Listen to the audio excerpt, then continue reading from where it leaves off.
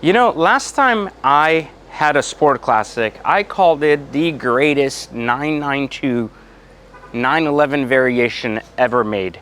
I mean, how can you not love this when you typically get a turbo with a manual, something that hasn't been done in a very long time, and you get these very good looks. You get a heritage interior, these amazing classic wheels, and this very exciting ducktail. Now, someone then once said, well, what about the 911 ST? Or what about the GT3 Touring 992.2? Well, there are a couple of things to pay attention to if we compare the three cars. The first one is that the 911 ST, while being probably one of the best driving car, is a lot of money for something that isn't that different on the outside.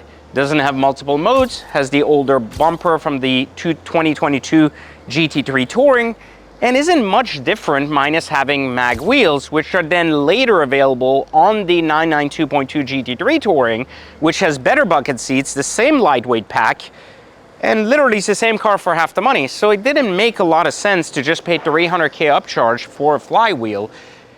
But this is like nothing else that Porsche makes, because it is a turbo, but it's a manual.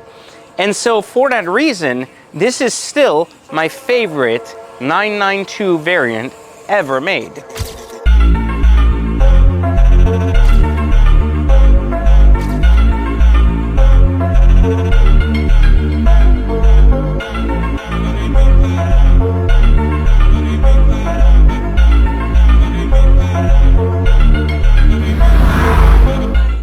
Hey guys, welcome back to Exotic Car Hacks, and today we are taking a look at my brand new 992 Sport Classic. Now, this is a very special variation of Sport Classic, and you guys may remember that I had a Gantani blue, really nice Sport Classic with a heritage interior, and I sold it and made $100,000 on the car while then going to a CGT and making over $2 million on the car. So it made sense to get rid of it. But here I am missing it so much that I ended up buying another one. And this one is quite special because it's not only PTS blue, but it's an actual Soundhirsch car. Now, for those of you that don't know what that is, it's not only just a PTS color that's off catalog, but Soundhirsch, which has a sticker right in this corner of every car that literally is from the special option clinic, literally means special wishes, which means this car has a few things that aren't available on other variations of the car. And in this example, not only, I think it's called Monos Blue or something, or some special PTS blue, this car has a lot of good options. Not only does it have the heritage interior, which is a must if you're buying a Sport Classic, not only does it have the silver variation, which is a CXX option of the wheels, but it has these amazing matte silver stripes and these matte silver painted mirrors, which looks amazing when matched with the wheels and the stripes for a very unique look, and some additional CXX options inside. We've reviewed the Sport Classic before because this is my second time owning it, and I loved it so much that after selling it, I decided to buy another one. This one costing $150,000 more than on the last one because it's a PTS CXX car. So that said, here is some new details about this car. The Sport Classic market originally was a $350K car, sold for $100K over sticker when I told you guys to buy one, and now is trading almost double the price of sticker for special cars, which means almost $700,000 for rare PTS and Soundhirsch examples. But these cars are still $200K over sticker if you don't actually have any of these crazy options. But look at it. How can you not enjoy a Sport Classic in a rare color with these incredible options? Now, special shout out to Drag Times. You guys may know him on the channel, Brooks, who's now one of the owners of Marshall Goldman, the entire dealership. He helped me acquire that from his dealership. And again, this is an amazing, amazing variation of what I consider to be the best 992 variant ever. And just take a look at this unbelievably beautiful interior. And we're gonna go for a drive again and do a little bit of a different review, because the original time I had this car, it only had 200 miles on the clock and I barely got to drive it and enjoy it. And for that reason, I never really got to spend some time with it. It has now been 2 full months this car is here, and I've decided to do a new review of it, something a little bit more complete now that I've actually had some time to spend with this car, and I've put about 500 miles or so on the car. You can again see the Heritage interior being an absolute must in this. This is essentially a 911 992 turbo non-S with ceramic brakes, no vents, and a manual transmission. And it is gloriously good. And we're gonna talk about it in detail, but just look at this interior. 1,250 cars made. This is, I believe, 379 or something like that. Yeah, 379.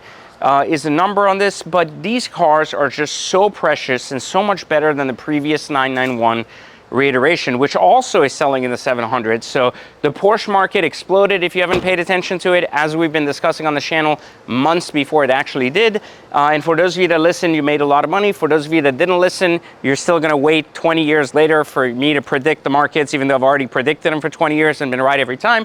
But these cars are still continuing to go up despite the fact that they've gone up as much as they have. While there's a soft spot in the market now, they are still going to go up even further than they are. So let's go for a quick drive in this, and let's see if a Sport Classic broken in is as good as the Sport Classic that we described last time, which was almost near perfect. You know, I said this the first time, but there's something really exciting about this car all around. And it's not the fact that it's just a familiar interface that works so well, because it's, you know, not just a twin turbo, amazing 992 turbo with a manual, which is just in itself just glorious. But it's just that, you know, this car as a turbo just works really well on the street, because it's really fast, it's really fun, and more than anything else, like it just behaves so well as a daily driver, as a weekend warrior, as a fast car that just races people. It's just excellent. Like the 911 turbo platform, the 992 turbo and the 992 GT3 are just such a great baseline platform that it just made so much sense when they decided to make it a manual, like, because it just does. I don't know that I like the fact that they removed the vents and kept a cleaner line. I do like the fact that they gave it a ducktail spoiler to give it like a more classic, older school look. I like the wheels, but I don't necessarily like the fact that they offered these wheels on the turbo as well as the Sport Classic. So there's some things that don't necessarily make the Sport Classic special, but when I see what Porsche has been doing with every one of its cars, telling people to buy 911 ST that resells on the used market for $600K, and then building a GT3 Touring that has better seats, the same lightweight pack, and only has a flywheel difference with the ST, that doesn't really make a lot of sense as to why should have people invested in the ST to begin with. And why is that even more special than the new 992.2 GT3 that looks better, drives better, and just has a different flywheel? Like, it doesn't make sense, you know? Like, so why would the lightweight package be available in the GT3 Touring, taking away the power away from the ST? So, you know, when Porsche does that, or he tells us that it's making one last manual and then does it again, or never make the turbo manual and then does it again, you don't know that you can trust the brand, but it doesn't stop from us reviewing the car for truly what it is. And this car, the first time I reviewed it, was amazing, and now it has roughly 3,000 miles on the clock. And while it was a different version of the Sport Classic, not necessarily this exact color, in this format, I'm here to report that it doesn't drive any different than the last one despite being broken in. As a matter of fact, I think most Porsches drive just as well on day one than they do on day 5,000. And in this case, I think that this car continuously just impresses me based on what it is, not necessarily because of a mileage restraint or an option missing. It's just a really good car. And it continues to say that it is probably my favorite variant of the 992s, just because it's so exciting and so well put together.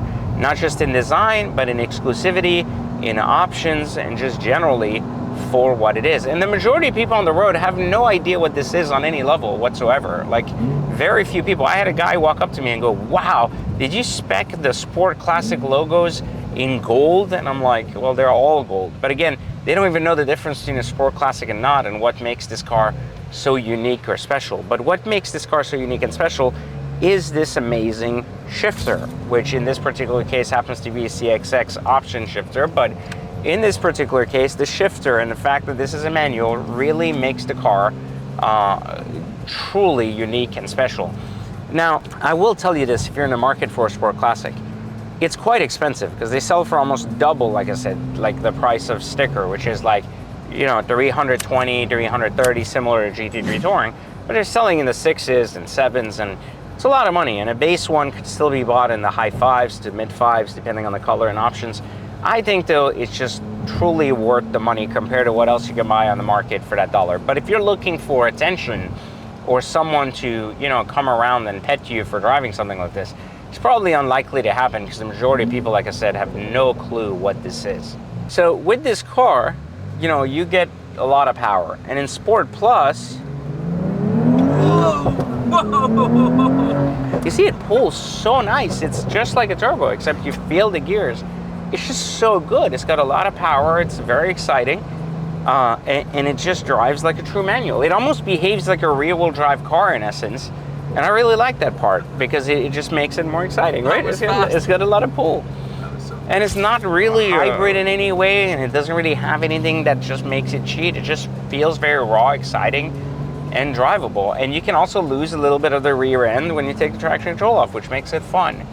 Generally speaking, I think this is a home run for Porsche, and I think it's significantly undervalued on the basis that there's just a lot of inventory available in context to how many cars are actually have been built.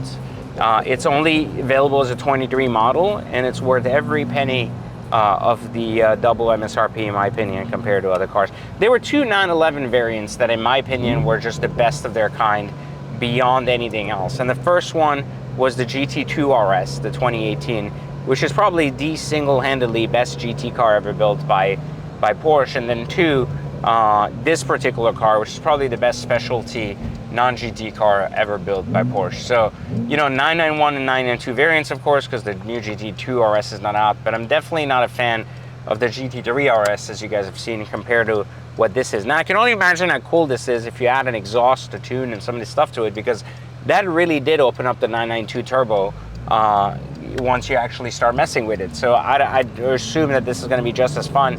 I'm just not sure that I want to go ahead and waste the money on a sport classic, a car that I don't intend to drive that much and that does so well in resale. So you guys let me know, do you think I should mod this car or keep it in the collection?